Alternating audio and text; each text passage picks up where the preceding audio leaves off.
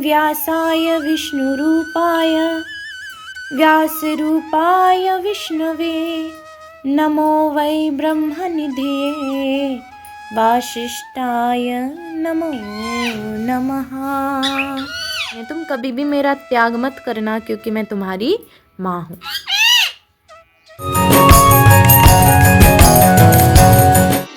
सर्वभूतेषु मातृरूपेण संस्थिता नमस्तस्यै नमस्तस्यै नमस्तस्यै नमो नमः।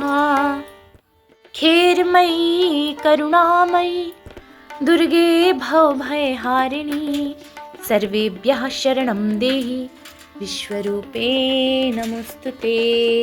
मंगल्य मांगल्ये शिवे सर्वार्थ साधिके शरण्ये त्र्यंबके गौरी नारायणी नमोस्तुते।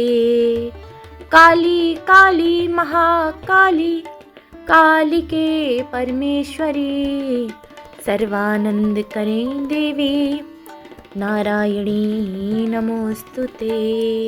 ईश्वरी त्वं परिपाशि विश्वं विश्वात्मिका धायसीति विश्वं विश्वेशवन्द्या भवती भवन्ति विश्वाश्रयाये त्वयि भक्ति नम्रा विश्वाश्रयाये त्वयि भक्ति नम्रः। आप अत्यंत श्रेष्ठ तीनों लोकों की माता तथा आदि शक्ति हैं। हमारे तथा विद्वान मुनियों के द्वारा अनेक तरह से कहे जाने पर भी इन्होंने ना तो आपको और ना ही परमेश्वर शिव को बुलाया। कौन कह रही है? माता सती से माता उनकी माता प्रसूति कह रही हैं।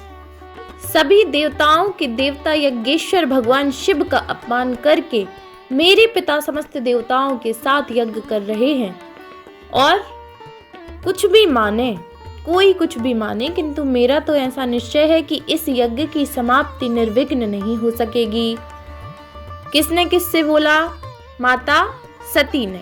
किससे? माता प्रसूति से बोला कि प्रसूति माता ने क्या कहा? प्रसूति बोली, पुत्री मैंने रात में जो अत्यंत भयानक दारुण तथा अत्यंत रोमांचक स्वप्न देखा है उसे सुनो। उस महायज्ञ में जहां दक्ष प्रजापति देवताओं के साथ स्थित थे वहां कोई देवी महेश्वरी आकाशमत आ गई। अब सुनो। प्रसूति बोली, पुत्री मैंने रात में जो अत्यंत भयानक दारुण तथा अत्यंत रोमांचक स्वप्न देखा है उसे सुनो। अब प्रसूति बोली, उस महायज्ञ में जहां दक्ष प्रजापति देवताओं के साथ स्थित थे वहां कोई देवी महेश्वरी आकाशमत आ गई। क्या बोलती हैं कि उसके बाद भयानक कर्म करने वाले तथा भीषण आकार वाले करोड़ों प्रमदगण क्षण भर में ही वहां उपस्थित हो गए और फिर कालांतक यमराज के समान महान उग्र कार्य करने वाला कोई महान पुरुष भी वहां आ गया। उसने विष्णु आदि प्रमुख देवताओं को जीतकर प्रमदगणों के साथ महायज्ञ का विध्वंस कर डाला। विष्णु आदि प्रमुख देवताओं को जीतकर प्रमदगणों के साथ महायज्ञ का विध्वंस कर डाला और दक्ष प्रजापति का सिर काट लिया।